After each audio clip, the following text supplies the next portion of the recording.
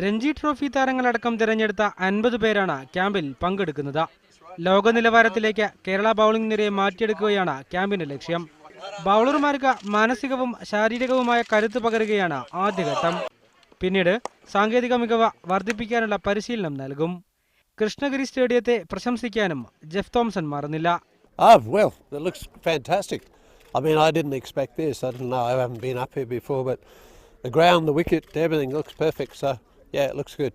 Yeah, I'm looking forward to these kids seeing what they bowl like and giving them a hand. That's what it's all about. Giving them direction, giving them all the shortcuts. 15 പേസർമാർക്കും അത്ര തന്നെ സ്പിന്നർമാർക്കും Jeff Thomson പരിശീലനം നൽകും. 16 വയസ്സിനും 23 വയസ്സിനും താഴെ പ്രായമുള്ളവർക്കായാണ് camp സംഘടിപ്പിച്ചിരിക്കുന്നത്. മുൻ Indian താരങ്ങളായ രമേശ് പവാറും ടിനു യോഹനാനും സഹായികളായുണ്ട്. രാവിലെ 8:30 മുതൽ ഉച്ചയ്ക്ക് 1:30 വരെയാണ് പരിശീലനം. ക്യാമ്പ് 15-ന് സമാപിക്കും. മീഡിയ 1 വയനാട്.